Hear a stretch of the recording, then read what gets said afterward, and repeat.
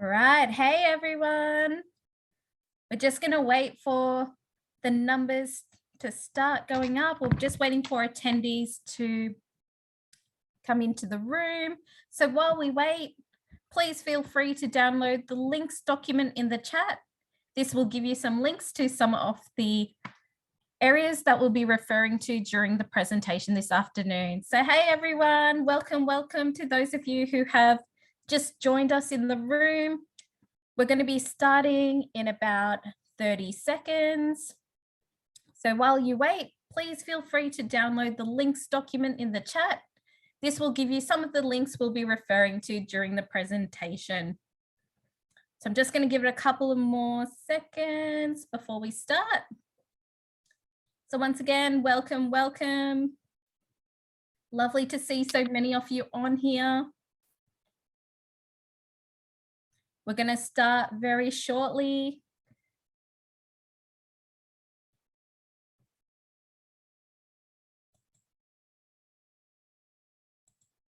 All right. Welcome everyone. I'm just going to give it another 5 seconds while we get some more attendees in the room. Once again, while we wait, please feel free to download the link document in the chat. This will give you some of the links we'll be referring to during the presentation.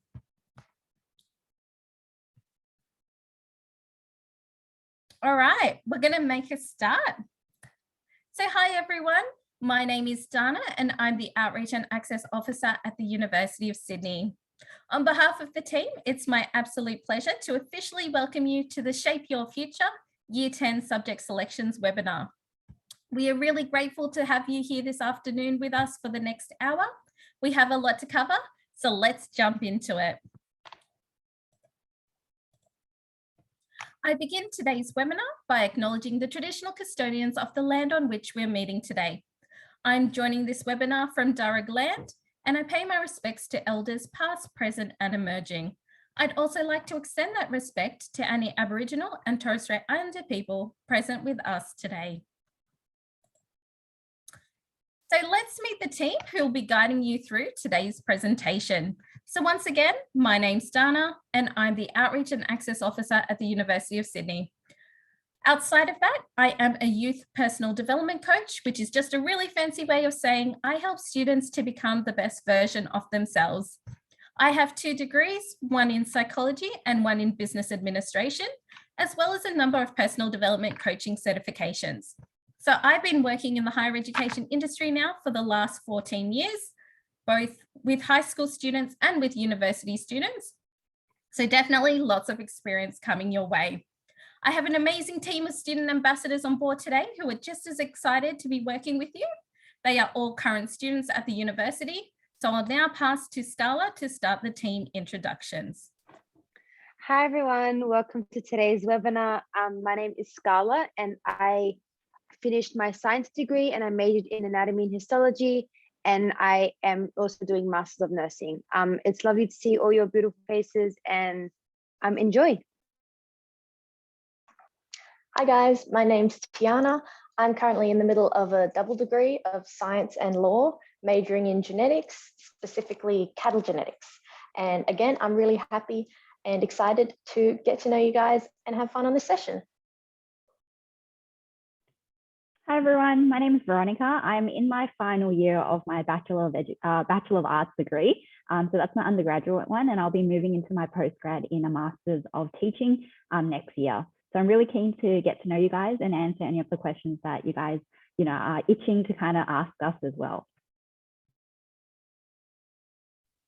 Cool. And hi everyone, so my name is V. I'm a current Juris Doctor candidate, so that's a postgraduate law degree.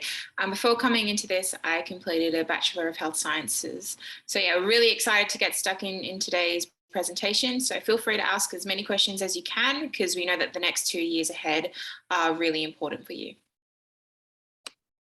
Beautiful, thanks team. So just some quick housekeeping. Today's webinar will be recorded and we will send you the recording once it's ready. So we will also send you any other links and recordings or demonstrations that are also mentioned throughout the presentation. So we do love questions here. So please use the Q&A function at the bottom of the Zoom to ask any questions you may have. So the team will be answering questions throughout the session. We will also have a live Q&A session towards the end of the session. So we do have a slight change to our agenda. We will still finish the main presentation by 5:30 p.m. for those of you who need to leave.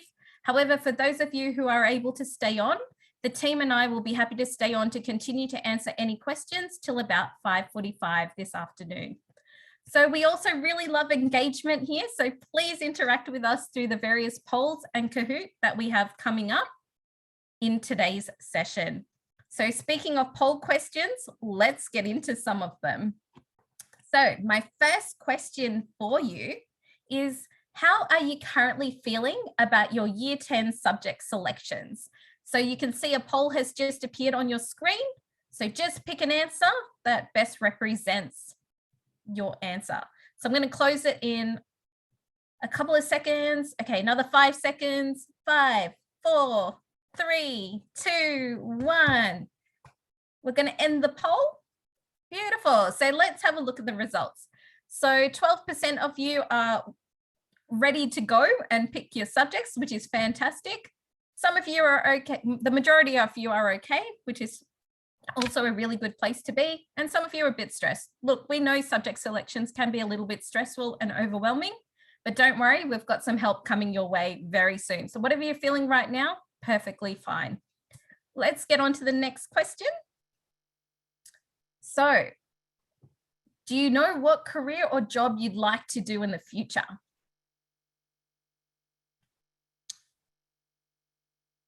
All right, I'm going to give you another 3 seconds.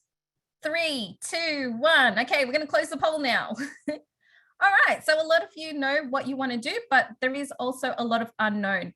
You know what? That is also perfectly fine. You're only in Year 10. You're 15, 16 years old. We don't expect you to know exactly what you want to do in the future. I'm significantly older than you, and I'm still working it out myself. So you have got plenty of time ahead of you to work out what you want to do. So last question, and this is a little bit of a big question, but have a go at it. So question 3, we'll just wait for that to pop up. Okay, so I currently feel confident linking my personal skills and interests to higher education study options and future career paths.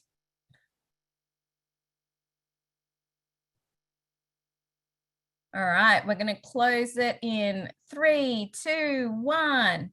Oh, perfect. Okay, so we've got some who are quite confident in linking their personal interests and skills to career paths, which is fantastic. Some of you are not sure.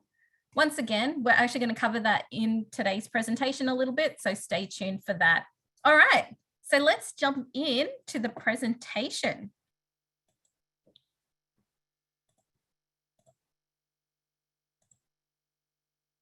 So what are we going to be covering today? We have broken down the subject selection process into 4 steps. So unfortunately, due to time, we won't be able to cover step 1, which is self-awareness, in this particular session. However, we will be sending you a recording of the activities that you can do to get clear on who you are and how to examine your personal interest areas in relation to career pathways. So keep an eye out for that. So we will be focusing on steps 2 to 4 in this particular presentation. So in step 2, we will be exploring your post-school options and where you can look for careers pathways information. In step 3, once you know where you can find career pathways information, we'll then be looking to connect that to how you can research further education opportunities. We will then look at how you can use all that information to then select your Year 11 and Year 12 subjects. So let's get into the main presentation. Post-school options. So just a quick note on this. This presentation is specifically focused on university pathways and careers that require university education. So just to make that clear, while we do touch on other post-school options, our focus is on university pathways. So I'm going to pass to V to talk about post-school options. Cool, thanks for that, Donna. And just a quick hi again to everyone that's come to today's presentation. I think it's really important when you're coming to these presentations to have an open mind especially when it comes to looking at different universities. As mentioned, Dana had said that this presentation is focused on those who want to go to university, but also keep in mind that university is an option at any stage once you have completed your high school certificate or the required entries. So as you can see on this page in front of you, that we're ranked #1 in Australia and #4 in the world for graduate employability. I guess one of the reasons why I chose Sydney University and a number of other students would choose Sydney University are looking at more so things to do with graduate employability. So finding a job as soon as you finish university, but also one of the key things are experiences. So I think that's one of the key takeaways from Sydney Uni, just the overseas international trips that you're able to go on. For myself, it was being able to go on a government scholarship to Indonesia and then doing exchange over at Manchester. As well as that is accessibility. So we always want to look at accessibility when we're looking at the universities that we're interested in.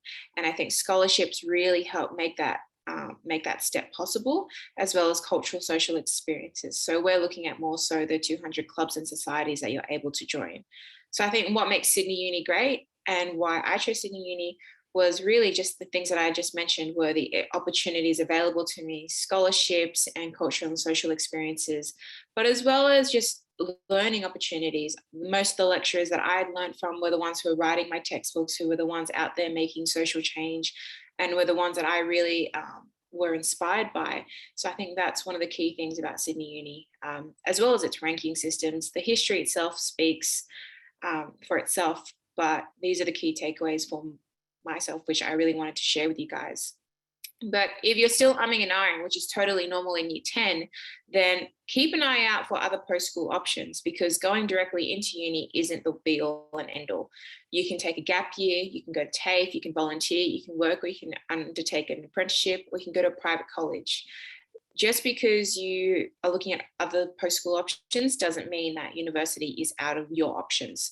Keep an open mind, and keep looking around, and that will help you make more of an informed decision. So I think that's one of the key takeaways that you can take away from today, are really looking at your options, because you guys do have a lot of options available to you. It's just about knowing what's available to you and when. Perfect. Thanks, V. So let's now look at linking personal interest to career pathways. So these are my 2 recommended websites to explore career pathways information.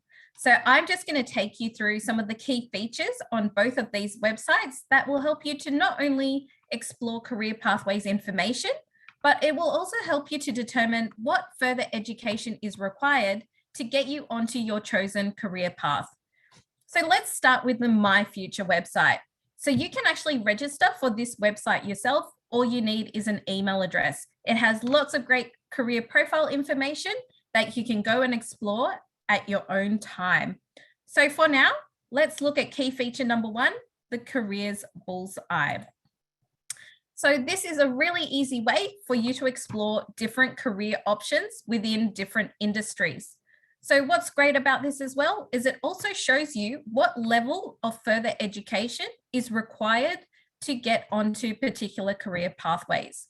So please note, not all occupations or careers require university education, but the Careers Bullseye is an easy way to find out what level of further education your chosen career path requires. So what we're going to do now is watch a short video to demonstrate how Careers Bullseyes work.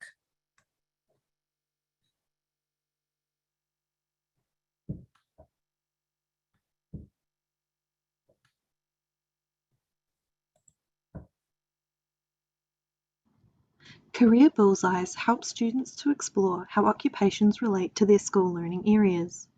Select Career Bullseyes. If you have completed the study activity in My Career Profile, you will see your suggested learning areas first. Below these, you will find all 33 learning areas.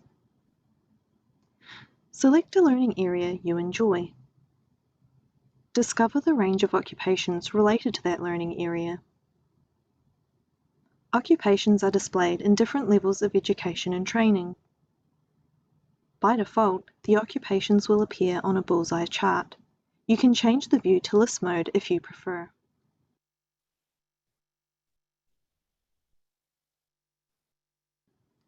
You can view information about each of the education and training levels and select an occupation that interests you.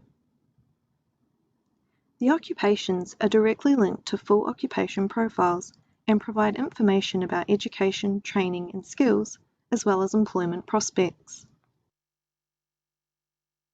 Discover other occupations related to the learning area you selected. You can download a PDF version of the Career Bullseye poster by selecting Download Poster.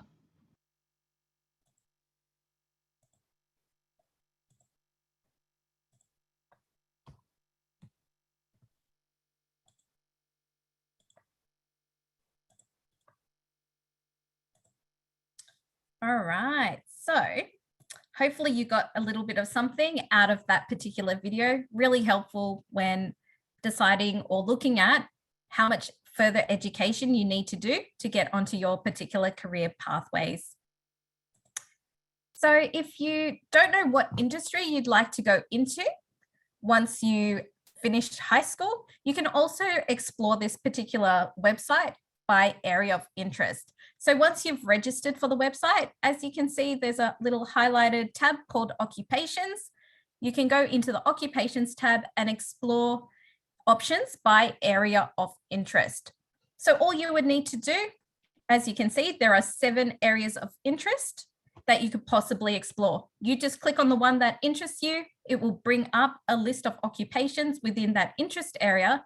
And once again, you can just click into the various career paths or options available, and it will bring up that career pathway information again. So it's another really easy way to explore your career options by looking at area of interest. So once again, keep an eye out for that further education section to see what kind of further education is needed to get onto the potential career pathway that you would like to get onto. All right, so the Good Universities Guide is another easy way to search for careers information. If you go onto the Careers tab, which you can see is highlighted in yellow on the left-hand side picture there.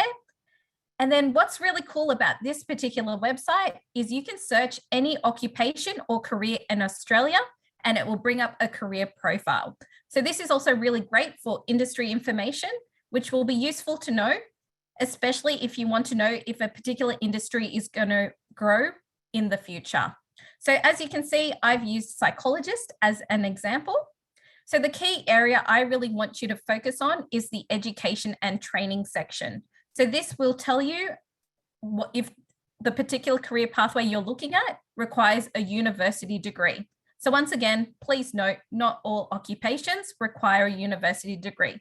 For example, if I wanted to become a plumber, which does not require a university degree, I can still have a look on this website and it will give me relevant TAFE or certification options, which would be relevant to becoming a plumber. So let's now have a look at connecting career pathways information to higher education requirements. All right, so back to my example of being a psychologist. So now we're going to look at the related course tab. So you can see it highlighted on the left-hand side here. So this will bring up all the degrees in Australia, which offer, all the institutions in Australia, which offer the degrees in these particular pathways. So there can be a number of results that come up, which can be a little bit overwhelming. So my tip to you would be to filter your results to your specific circumstances. Also make sure that you filter the results to bachelor degree options. So once you leave high school and go to university, you will start out in a bachelor degree. So I highly recommend that you play around with this site a little bit and check out the different occupations and the different relevant university degrees as well. All right, another place that you can find course information is on the UAC course search website. So once again, a case of typing in an area of interest and it will bring up degrees in Australia related to that particular area. You can also filter the results for this site, for example, to show specific institutions if you were looking at attending particular institutions. So if you click on one of the degrees, it will give you important snippets of information about the degree, such as ATAR, prerequisite information, assumed knowledge, and recommended studies. So one warning though about this site and the Good University site is that it may not always have the most up-to-date or current information. So please make sure you check each individual institution's websites or guides to make sure the information is correct. So for example, with the Bachelor of Psychology at University of Sydney, while you can have a look at it on the UAC website, I'd also recommend you go onto the University of Sydney website to just double check the information. So for those of you who are considering the University of Sydney, Veronica will now tell you where to find University of Sydney specific course and degree information. I'm back, guys. So basically, a key takeaway from what I'm going to be saying is that you guys need to engage in research quite early on. And you guys are currently in an optimal time in your life where you need to think about, and it's good to see in the Q&A section that a lot of you guys are already thinking about degrees or even certain kind of areas of study that you are going to be interested in. So keep those questions coming. But basically, if you are interested in studying at the University of Sydney, we've got a range of different resources that would be useful for you guys to check out, especially, in the preceding weeks before you do have to make that big decision. So to begin off with, we've got our Year 10 guide. This comes out in April. And pretty much what this will do is it will be an excellent start for you guys to start exploring all those different areas of study, and it will connect you with subjects that you are more so interested in and link those to possible kind of outcomes as well. So career pathways that, if you graduate with that degree, where is it going to really take you? You will also be really interested in the 2023 undergraduate guide, which I'll go into a little bit more depth later on. This is not released out yet. You can definitely check it out based on the 2022 version. And that kind of gives you an indication of what kind of ATAR you might need to achieve, the different types of prerequisites, which Scarla will go through in a little bit, and the different kind of courses subjects that might be helpful now for you to pick in order for you to, be able to swiftly engage in that degree later on when you graduate in year 12. We've also got the My Course Guide. So there's a link there for you guys to check it out. And this is a website that allows you to search, compare, and also shortlist courses that are interest of you. So what you do is you create a personalized course guide using your search items. And then obviously, like we've kind of spoken about already, it's really important that you guys come to campus face-to-face. That's how I decided I wanted to go to USyd and what degree I wanted to undertake. So it will be a good opportunity for you to kind of get a feel of what the campus is going to be like.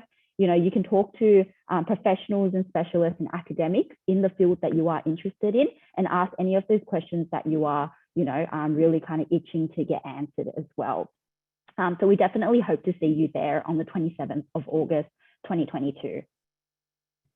Beautiful. Thanks, Veronica. So we're just going to take a moment. We've got more poll questions coming your way. So we're going to go with question 4. I feel confident to now research and explore career information. So we just want to check in to make sure you feel a bit more confident about researching this information. All right, we're going to close it in 3, 2, 1. Beautiful. Okay, so the majority of you have an idea of where to look now for careers and further information on education. For those of you who are not sure or who have said no, please pop in the Q&A box, like any questions you have around this, and we'd be happy to help you to clarify any of that information. So let's now go to question 5. So next question, just wait for that to come up. Okay, so I know where to search to find university degrees related to career pathways I'm interested in.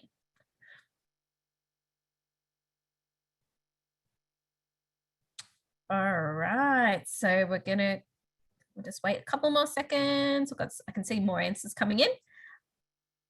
All right, perfect. So I'm going to close it in 5, 4, 3, 2, 1. Beautiful. So, okay, so once again, the majority of you have an idea of where to find university degrees. For those of you who are still not sure or have no idea, once again, please pop a question into the Q&A and we can clarify that information for you a little bit later on. But also keep in mind, we are going to be covering this information a little bit further in the presentation as well. All right, so let's continue with the presentation. So now let's have a look at understanding university admissions. So now we know how to explore careers information and find degree information related to specific career pathways. Let's now specifically look at important university admission information and key terms you need to know that will help you with your subject selections. So please note, this information is specific to the University of Sydney. Other institutions may have different requirements, so please make sure you also check out the admission requirements for all institutions that you are considering. I'll now pass to Tiana to talk about ATAR. Hi guys, I'm back. So the ATAR, I'm sure we've all heard that term. I'm sure you've had senior students say you got to watch out for the ATAR. It's a huge thing. And some of you may not even know what it is, because realistically it's an acronym and no one actually knows exactly all of what the ATAR entails. But the basics are, ATAR stands for the Australian Admissions Tertiary Rank. And the key operative word there is rank. It is not a score system. It's not like 99 out of a 99 ATAR is like a 99 out of 100 in an exam. It means that you've, if you get a 99, it means you've beat or gone better than 99% of other students in your cohort. And what's really important to know about the ATAR is that choosing certain subjects will not guarantee you a higher ATAR because of scaling. Scaling isn't something we're going to talk about. There are links in the links document for you guys to have a look more about how that works.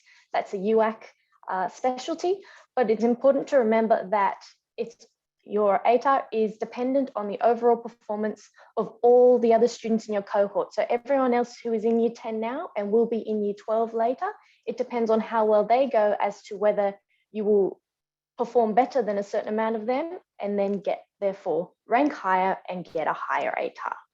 So we'll talk more about this later. There's also going to be a year 10 info night in around April or May where the University's Admission Centre or UAC will talk about all of this in much more detail than we will. Next slide, please. Yes, so in terms of ATAR eligibility, the most important thing as year 10 students for you to know is that to be eligible for an ATAR in New South Wales, you must complete at least 10 units of HSE courses. So in most cases, that's 5 subjects.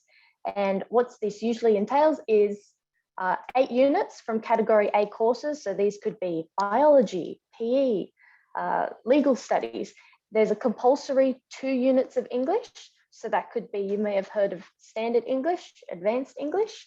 Those are both worth 2 units each. And within that, you'll generally get maybe three board developed courses of 2 units or greater. So yeah, 10 units all up.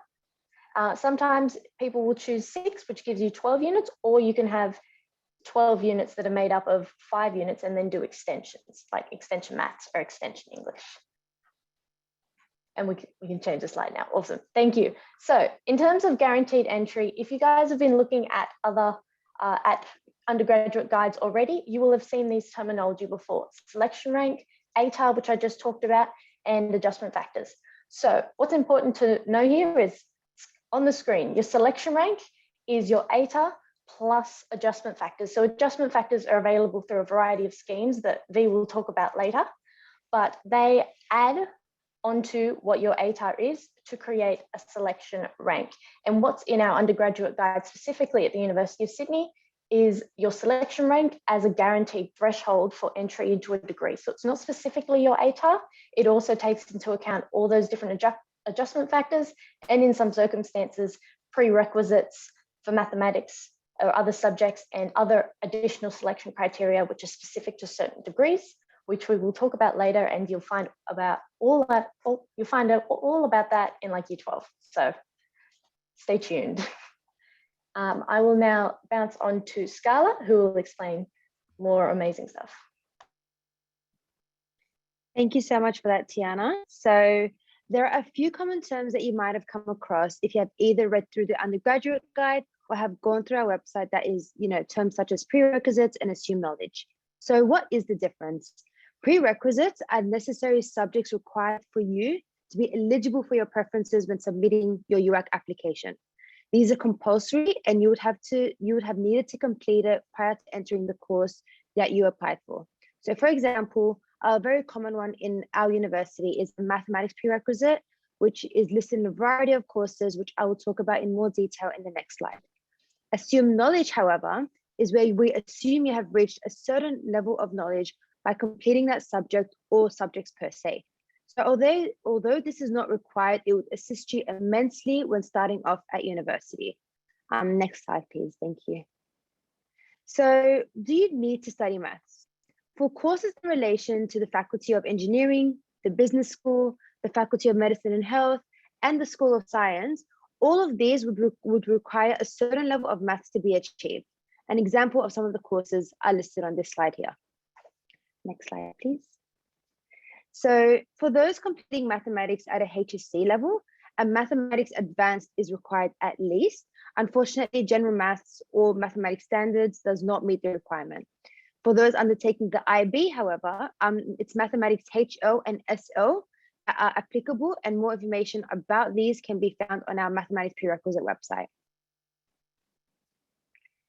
For those keen students who look forward to studying education after high school, there are also a lot of requirements to be aware of. So according to NESA, at least 3 Band 5s are required in your HSC subjects, and one of those subjects must be English, whether or not it may be English Standard, English Advanced, or ESL. Here are a list of some of the courses that do require this NESA requirement, and more information can be found in that link in this presentation. So when looking through the details of your dream course, ensure that you look through the additional selection criteria to ensure that you are across everything required for your degree. This can be found in much more detail as you get along to your senior years, because at the moment you are still in year 10, but it is very good to be mindful about these kinds of courses and what we have to offer. I will now pass this along to Veronica, who will provide an example about how to choose your subjects. Awesome, thanks, Scala. So pretty much this is going to be a quick and easy slide. Some of you guys might have been exposed to this already if you've looked at our UG guides, our undergraduate guide. But like I said, every year the marks do kind of alter slightly depending on the supply and demand of those subjects and degrees. So pretty much this is going to be a little bit of repetition, but this is a little snippet for the Bachelor of Engineering Honours Biomedical stream, where a student is hopefully thinking about undertaking this, later on down the track. So you can clearly see that for the selection rank, you would need a 91 guaranteed to make it into that degree. It tells you when the entry cutoff is for you to actually be heading into that degree for the first time.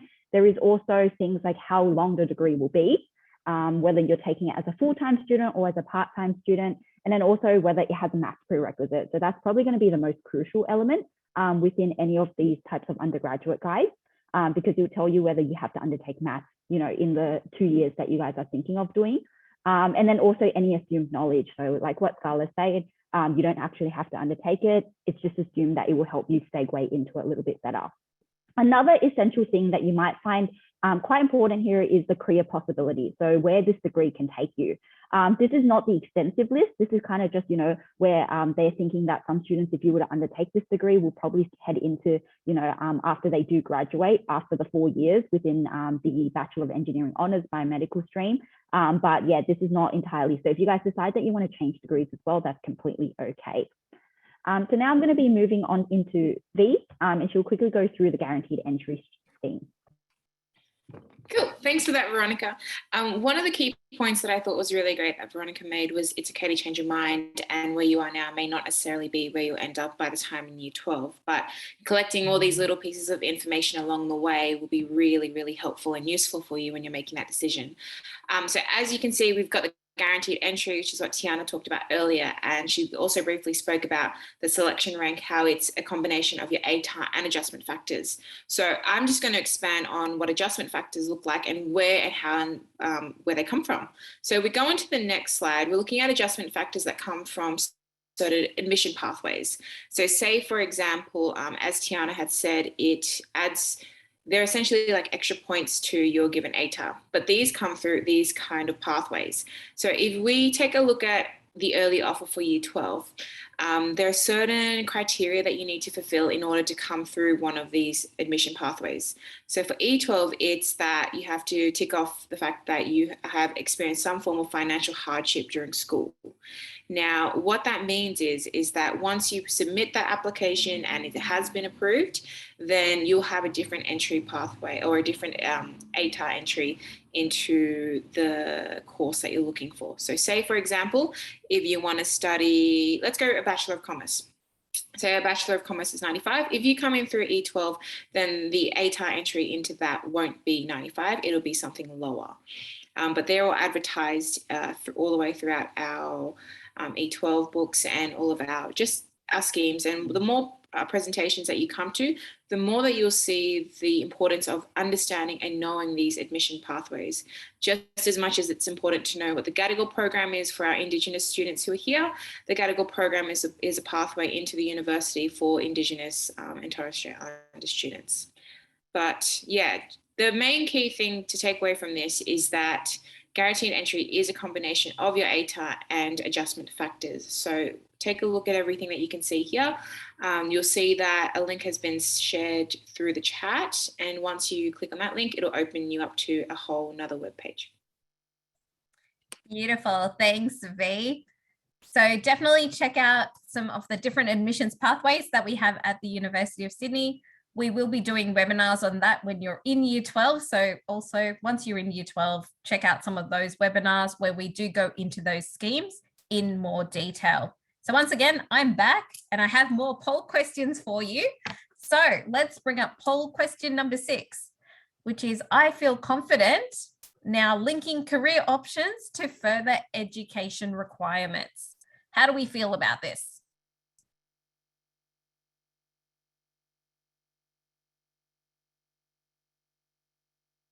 All right, so we're going to close it in a couple of seconds. I'm just going to give another couple of seconds. Okay, we're going to close it now. I'm going to share results. Okay, beautiful. Okay, so most of you have an understanding of how to link your career options to further education requirements. So for those of you who are not sure or still have no idea what's going on, no problems at all. If you do have specific questions around it or you need clarity on anything, please pop a question into the Q&A box and we will happily answer those for you. So let's try number 7. So we've got our next poll question. Question 7, I understand the importance of maths and other prerequisites or assume knowledge information on subject selections. So remember, maths is a big one. Prerequisites are very important. That could impact your admissions to university. All right, we're going to close the poll now and we're just going to share the results. Beautiful. Okay, so most of you have an understanding of prerequisites and assume knowledge information. Once again, for those of you unsure, pop a question in the Q&A and we'll try to get to those very soon. So last question of this section, I understand how university admissions work. Now, this is specifically in relation to the University of Sydney. Other universities may have other admissions pathways. So we're going to close that in 5, 4, 3, 2, 1. All right. Okay, beautiful. So most of you have an understanding of the University of Sydney pathways. As mentioned, when you're in year 12, we do go into this information more in depth. Just because you're year 10, that information might not be quite as relevant for you right now, but definitely join our other webinars where we do go into it in more detail. All right, so let's keep moving. So we get to the important part now. So HSC subject selection made easy. So now we know about exploring career pathways and where to search for university degree information. How can you now use all this information to help you choose your year 11 and year 12 subjects? So firstly, you need to be aware that there are HSC rules that you need to select a specific number of board developed and board endorsed courses. So this isn't really something we talk about at a university level. So if you do need help with this area, please look at the NESA website or talk to your careers advisor or relevant school teacher who can help you through this information. Tiana has already spoken about ATAR eligibility, but once again, you can find out more about ATAR eligibility on the UAC website, and also come along to our Year 10 information night where UAC will be specifically talking about ATAR and scaling information. So now let's take a look at the subject compass. So the subject compass is a tool that you can use to help you to determine if your chosen subjects in Year 11 and Year 12 will make you ATAR eligible. So we're going to just watch a short video on subject compass, and then we're going to go through an example.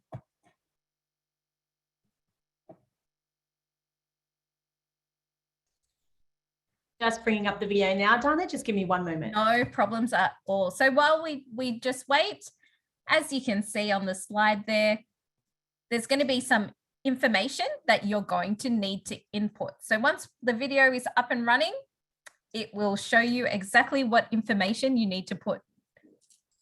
So let's watch the video now. Finally, it's your turn to make the decisions about what you'll study for the next 2 years. It's important to choose HSC subjects that you're interested in and good at, and that will prepare you for whatever path you take after school. But with so many subjects to choose from, where do you start? Subject Compass can help you find your way. It's easy to use and it's free. Just go online and enter your interest and skills, your dream career, or the course you'd like to study at uni. Subject Compass will produce a list of the HSC courses that best match your profile. Select a shortlist and check whether your chosen subjects will make you eligible for an ATAR. Try out different subject combinations and email yourself the results, or share them with others. HSC subject selection made easy. Go to uac.edu.au/subjectcompass.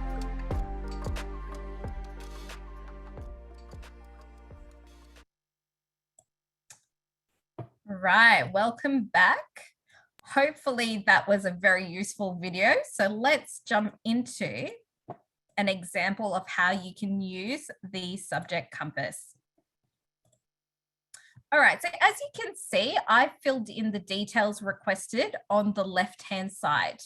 So based on the information that I've provided the subject compass, it's given me options that it's given me subject options that match my particular responses. So once again, remember the ATAR rules when you're going through your options. So you'll have a list of options here, as you can see.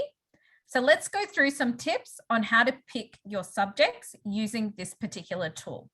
So first thing to remember is that English is compulsory. The level you choose is up to you. So please speak to your English teacher or relevant teacher who can advise you what level of English would be best for you. So maths. So through your research of university degrees, you should now know if there is a math prerequisite to get into a university degree that you're looking at.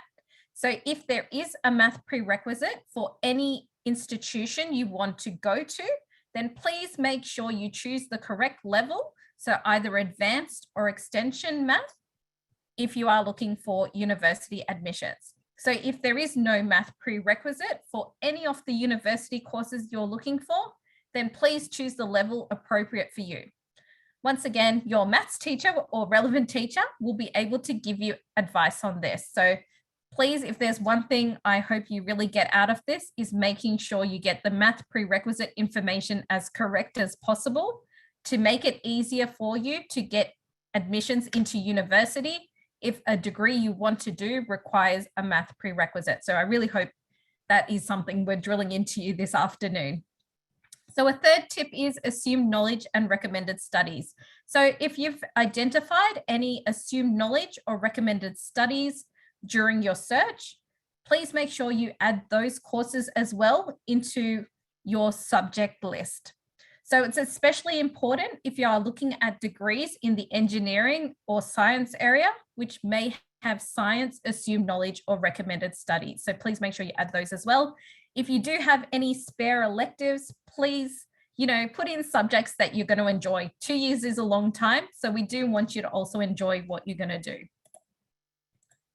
All right.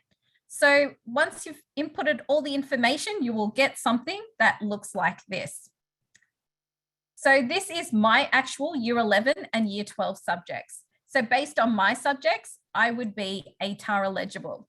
So play around with this tool a little bit to check different combinations of subjects to see if they will make you ATAR eligible. Also, just a quick note on dropping units. So I dropped economics in year 12. So if you are thinking of dropping any units, please do so very carefully, especially if it's a math prerequisite for admissions to university.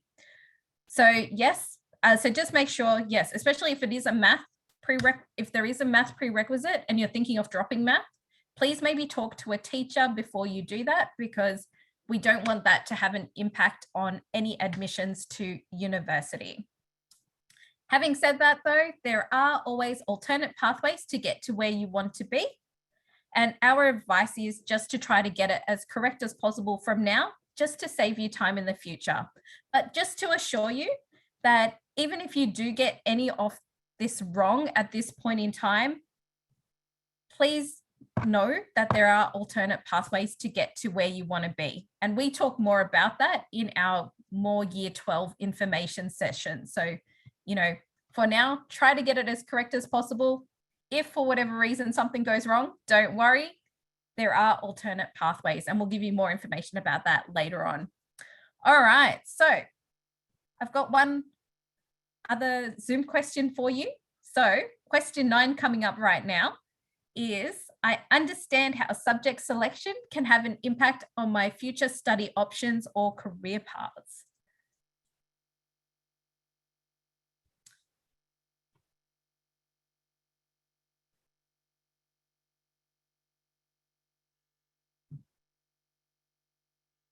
All right, I'm going to give you another couple of seconds and another couple of seconds, and we're going to close in 5, 4, 3, 2, 1. All right, beautiful. Okay, so 97% of you now agree that you understand how subject selection can impact your future study options. So that's a fantastic result. For those of you, once again, who aren't sure, pop a question into the Q&A and we will see how we can help you and clarify this information for you further. All right, so I'm now going to pass to Tiana to quickly talk about skill building and scholarships. Hello, we are back. So scholarships, I know a couple of you have been asking in the Q&A about scholarships. How do we get them? What are they based off? How do I increase my chances of getting a scholarship? And what I'm going to talk about is the fact that scholarships, especially at the University of Sydney, are highly based not on your academic achievement, but also other things you do in your life which make you more than just your ATAR or selection rank, but a well-rounded individual. So with that in mind, if you want to increase your scholarship pizzazz, you will need certain extracurricular activities, leadership, avenues or experience, or even just something as simple as babysitting, looking after your siblings, working a part-time job. Those sorts of experiences that can speak to your time management, your extracurricular, your skills in other areas, maybe your sporting expertise. Can we please have the next slide for more examples? Wait, here we go. So look at all these things. I was able to bring up a few. We've got flexibility, confidence. These are all the sort of experiences and qualities that you want to be able to weave in to a scholarship application. I myself talked a lot about how I was involved in a cattle showing team, which is a bit of a different one, but I was able to talk about how going from a junior member to becoming a leader of this cattle showing team at school really taught me a lot about time management, effective communication, and also just simple common sense sort of skills that I found really, really empowering as I got older and became an adult or a young adult, hopefully still young. So as you can see, there's a couple on the screen, but there are definitely more. And the benefits of also having these extracurricular activities and these sort of different things that you do outside of academics is that year 11 and 12, I'm not going to lie, they're pretty hectic years. It's definitely a step up from year 10 to the expectations of year 11 and 12. And it's important not to get sucked into the academic wormhole of just studying all night, studying all day, always just talking about subjects, assignments, exams. It's really, really important to be able to maintain a healthy life, study, part-time work, family life, social life balance. And I know it can seem daunting, but being able to maybe even put aside time, maybe every week, say this Friday, I'm going to go hang out with my sisters or something like that, allows you to have that balance and at the end of the day not get burnt out, because burning out is not fun. We want you guys to get through year 11 and 12 as best as you can and with your best foot forward for your future lives as adults. And extracurricular activities are definitely a part of that. So also, of course, it's as it says on the screen, they build on your skills and experience, very good for scholarships. As I said, personal development, all my extracurricular activities, I love them and continue to go back to them just because I feel that they make me who I am. And of course, it always ties back to scholarship applications. And we will be talking more about that in Year 12 webinars about how to best create a scholarship application. There we go. And an important thing, more of an admin sort of note about scholarships, is that you really need to be on top of your closing dates. When a scholarship application is due, how much are they, which application forms or evidence do they need? Sometimes they need references. So it's really important to do your research early, maybe do up a timetable of when all the different scholarships you're looking at are due, and also look at which ones you're eligible for. Some people think that some people get pigeonholed into a certain scholarship and don't realize that they're actually eligible for so many more. So being in year 10, that's a really, really good time to just research all of them and look at as many as you are eligible for, and then filter down to the ones that you think would be most relevant to you, or if all else fails, apply to all of them. But always make sure you're on top of that in terms of time management and especially your deadlines.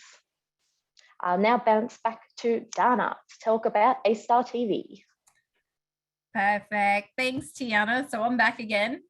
ATAR TV. ATAR TV has some amazing resources available to our Year 11 and Year 12 students. So I do strongly recommend that you check out the resources on there that will get you HSC ready. One of the things I'm just going to quickly touch on is Subject Finder. I do actually have a demonstration video on how to use that, especially for those of you who don't know yet what area of study you'd like to do.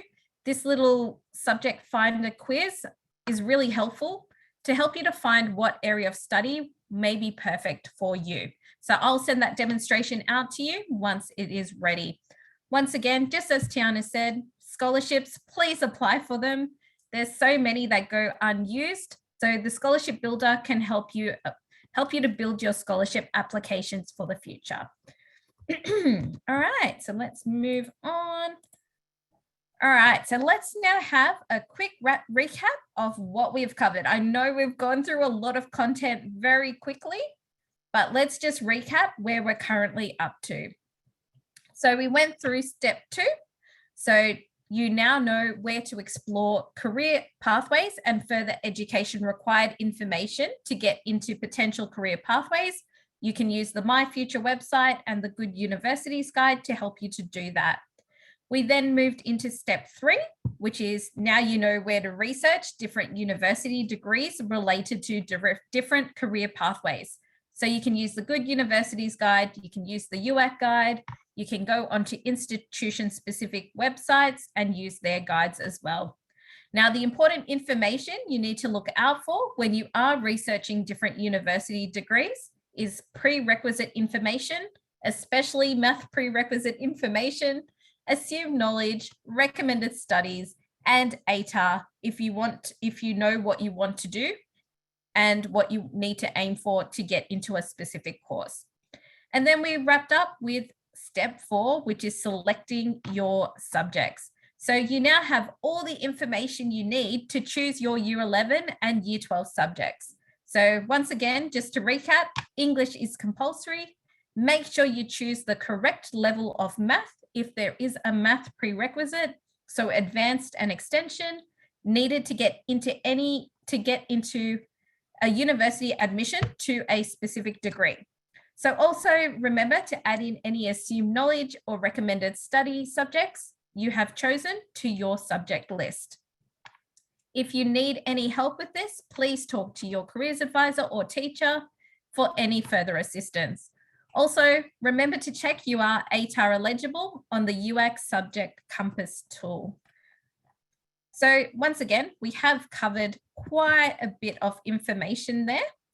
So I've got one final poll check-in for you, which is question 10. After this session, how do you now feel about your year 10 subject selections? Do you feel a little bit better about it? Oh no, I think we've stressed some people out. That's not good.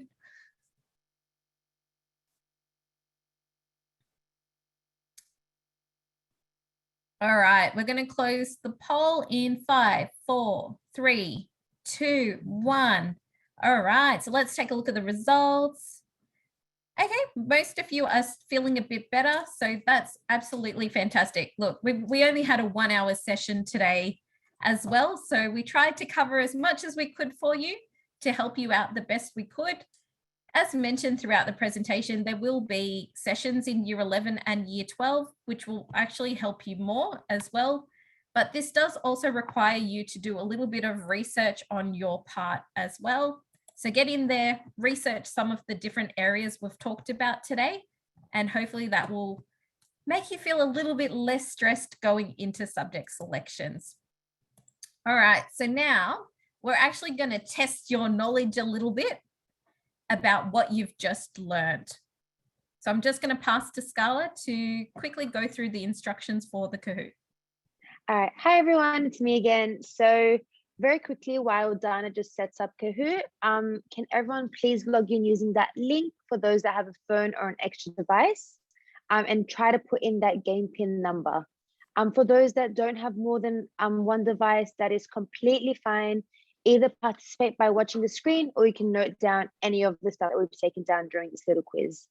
But we are now currently waiting for players. So feel free to look in via the chat, and that's where we put in the pin number and the link as well.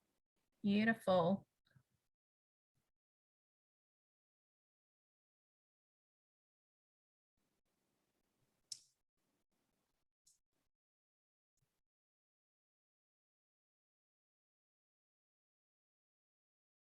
And it's also on the screen as well. So yep, it's on this. Yep.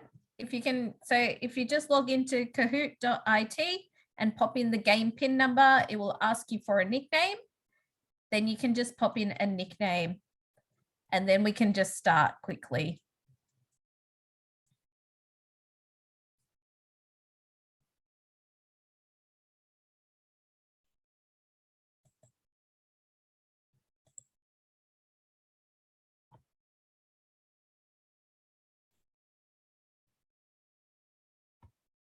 All right. Is anyone having problems logging into the Kahoot?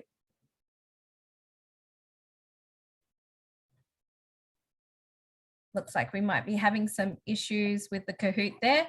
So that's okay. What we might do, because I know we are running out of time as well, we might just skip this, and I'm just going to go back to the presentation.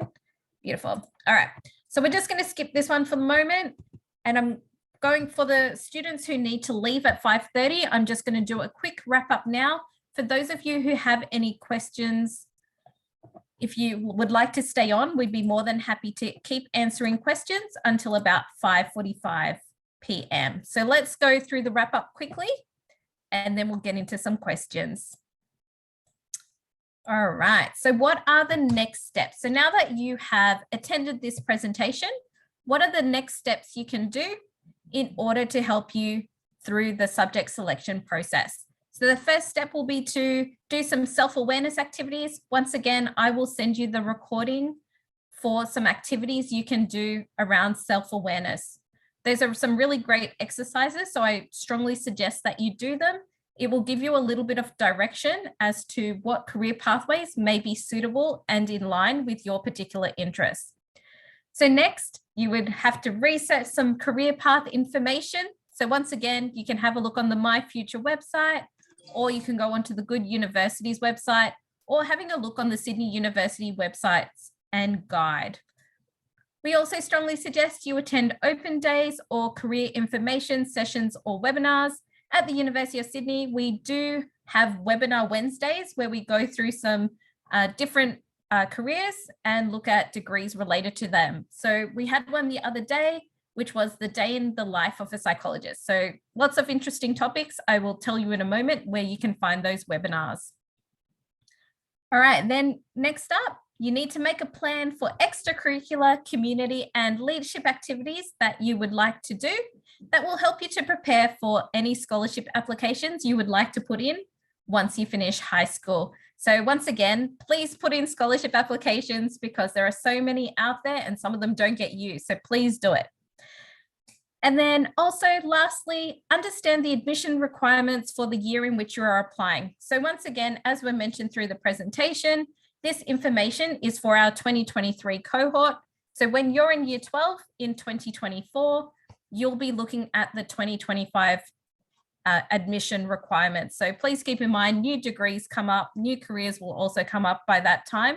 So we're using the information that's current right now, but please keep an eye out for that updated information closer to the time. All right, so we have a really quick evaluation for you to complete for us. So Sunita, if you could please put in the evaluation link in the chat. We love to get feedback from you. Please be as honest as possible. For us, we love updating our content to make sure that we are giving you the best value possible. So if you could spend the next 3 to 5 minutes to fill that in, that would be most appreciated. So we do look at all feedback.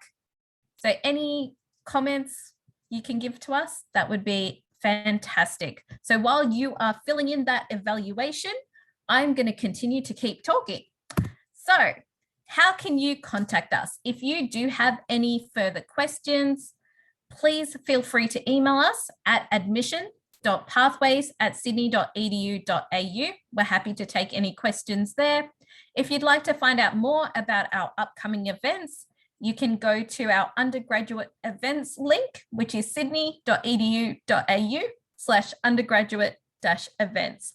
Now, as we've mentioned throughout the presentation, we do have our Year 10 information night coming up. There'll be an in-person version and an online version. They will be coming up in either April or May. Keep an eye on our webpage or our undergraduate events webpage, and you can register for that event there. So that's where UAC will be talking about ATAR and also scaling information. So that brings us to 5:30 or just a little bit after 5:30. So for those of you who need to leave us now, on behalf of the team, I just wanted to say thank you so much for joining us for today's webinar. We hope it's been useful. Just in closing, and just a little tip from us is, it is not the end of the world if you don't get the ATAR that you want, into the dream university you want, or the course that you want. There are always alternate pathways to get to where you want to be. So as I mentioned before, even if you've accidentally selected something wrong, that's absolutely okay, because if you really want to get somewhere, you will get there.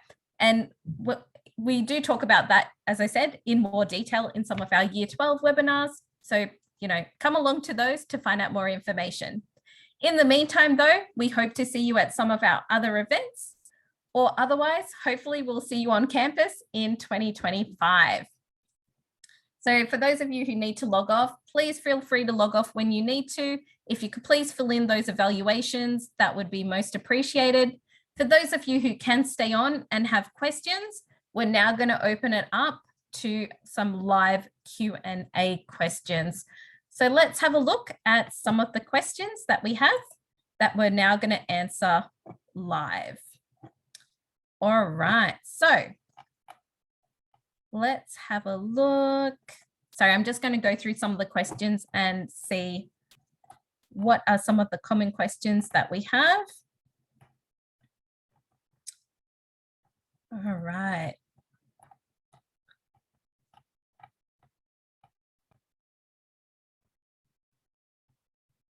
So we've got a question here, which hopefully one of the student ambassadors can answer. What is the difference between ATAR and non-ATAR?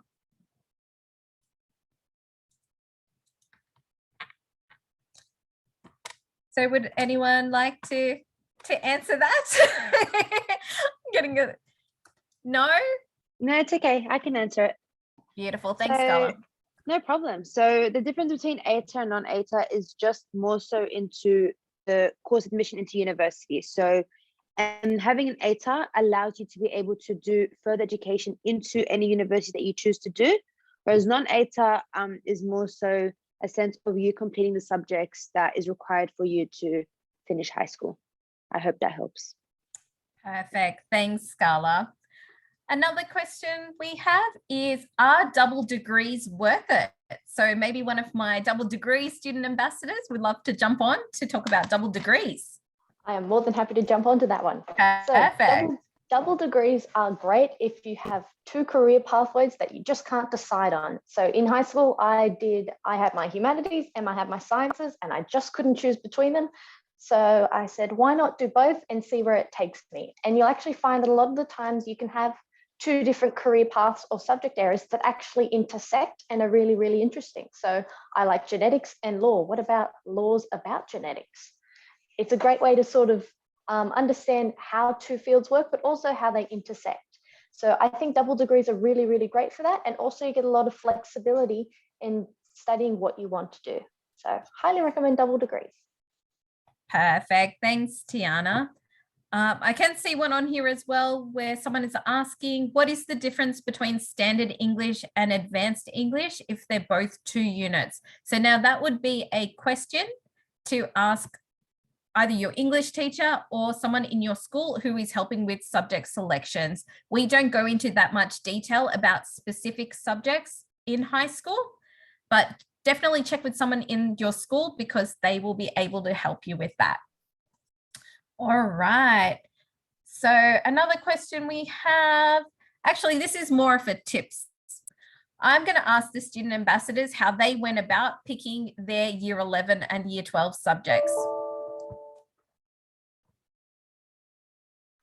I mean, I guess I can answer this one again. As I was saying before, I liked both. I couldn't decide between them. So I decided that those are the subjects I was interested in, my legal studies and modern history, and also my sciences, my biology, my agriculture, my maths.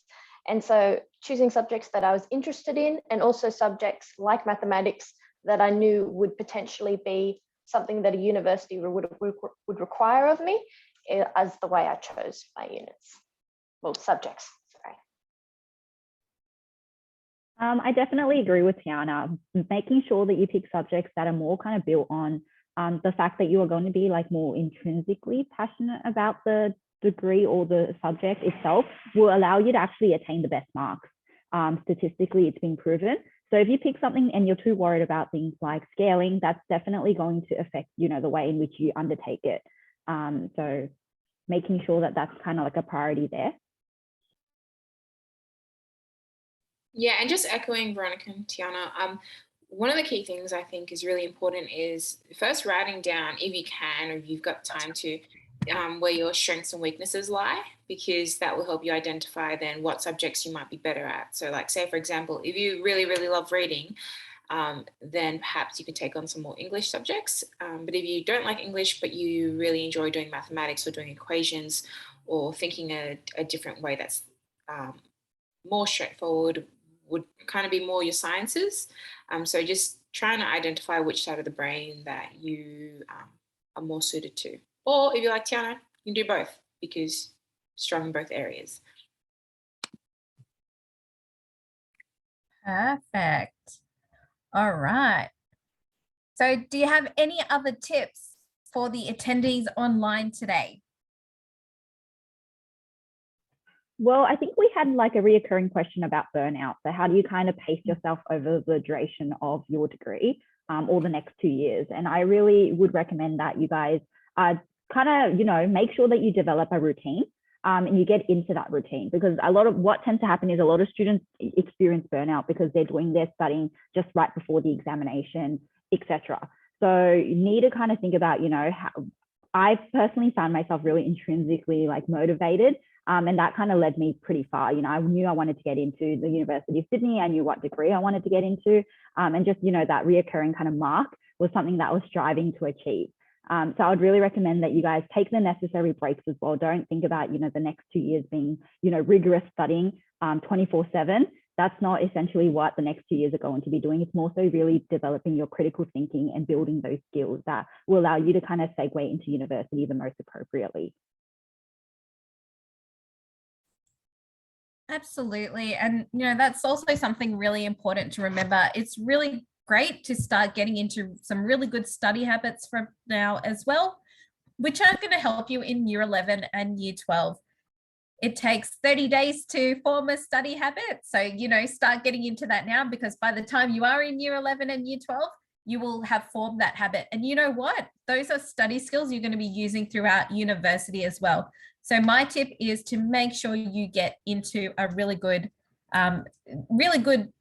environment. Like, make sure your study environment's correct, so you have a good setup in terms of your desk, where you're studying. Please do not study on your bed.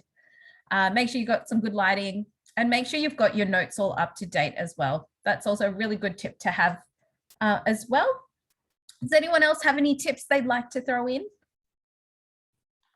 I don't have a tip so much, but I noticed a lot of questions about medicine. Beautiful. So if you want, I can do a quick spiel about Absolutely. all the questions that got asked about medicine. So to get into medicine, there's more than one way to do this. Obviously, if you've done your research and seen that there's a selection rank requirement of 99.95, a lot of you have gone, oh my goodness, that's only like 40 people in the state. And you are correct. They put that number very high on purpose because they want the best people to go straight in. But that doesn't mean that there aren't lots of different ways to get into medicine. Now, typically medicine, to get in from year 12, you will do a bachelor undergraduate first before moving into a postgraduate doctor of medicine. Now, this undergraduate can be science. I know a couple of people who have done it as arts, so you don't require it to be science, but obviously if you're going to do medicine, you might think it'd be a good idea to sort of get a bit of a scientific background first. It's up to personal preference. The UCAT is something that is taken into account, but it depends on which stage you're entering into the doctor postgraduate course, whether you're going from after already completing a bachelor and being put in a double degree or trying to transfer in at a different stage. So we can't specifically talk to that. You'd have to do your own research on the UCAT, but something that I've heard from a lot of other people is to definitely prepare for it because it costs money. So you want to be able to do it once and get it over and done with. I think that's most of the sort of questions around medicine. I think someone asked about the interviews. We don't really know too much about that, but it is a highly competitive course. So it's really good. It would be a really good idea to have all your ducks in a row and everything sorted in terms of admin and also in terms of your academics to be able to try and get into medicine. Beautiful. Thanks, Tiana. The only one I'm going to add to that as well is there were a lot of questions regarding psychology as well. I have a psychology degree. Look, that really depends which university you want to go to. At the University of Sydney, you need to have 2 units of maths or your math extension. However, there may be other universities that don't have that particular math prerequisite. So it's really up to you to do your research to look at which university you would like to go to. If you do want to keep your options open, it's always great to still have that advanced math option there. So just in case you're like, yeah, I want to go to USyd. Absolutely, your options are kept open. In terms of other subjects you may need, look, that's really up to you. I did a whole lot of humanities subjects. So I did legal studies, business studies, hospitality, just to throw that out there, was a little bit different. So for psychology, really, it's just more looking at that math prerequisite for what you want to get into. So all good there. Does anyone else want to jump in with any other particular career pathways? Maybe law? V, would you like to talk about law? Yeah, so there's law is just as competitive as medicine, as most students would be aware. And I think one of the key things about law is that understanding that there are 2 pathways in. So there's the straight direct pathway from high school where you can have to combine it with another degree. Or you can do what I did, which was study another subject area, which is health sciences. And then you can apply for what's known as the Juris Doctor. Now, the Juris Doctor is really important to know as a terminology. If you think about America, we kind of follow that same pathway where you do an undergraduate degree, which is your degree that you do outside once you finish high school, and then you go to law school, which is doing what the Juris Doctor is. So that's kind of the easiest way that I can explain that. But what the Juris Doctor is, it's the exact same subjects that you're learning as the Bachelors of Laws students, except you do it across 3 years if you're doing full-time, or 6 years if you're doing part-time. So I tend to more sway between doing part-time and full-time, depending on my outside commitments. But for the average student, they will do a JD within 3 years.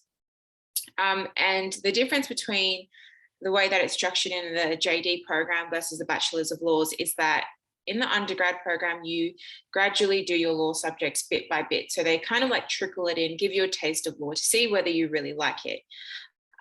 Unfortunately, we're not given that same grace in the JD program. So it's as soon as you go in, it's all law. It's very intense. There are a lot of hours that come with it. You do end up reading a lot. Today, I think I killed a tree trying to print off 200 pages of reading. But the good thing about it, doing it at a postgraduate level that I can appreciate, was that when I was going through my undergrad, similar to what Veronica was saying earlier, I had my goal. So my goal when I started my undergrad was to either get into 3 areas, which was going to be either physio, medicine, or law. And the good thing about doing a health sciences degree is that you quickly learn whether or not you like science. And unfortunately, like while I did like the people aspect that comes with being a clinician, I didn't necessarily have the same passion for, say, biology, for example.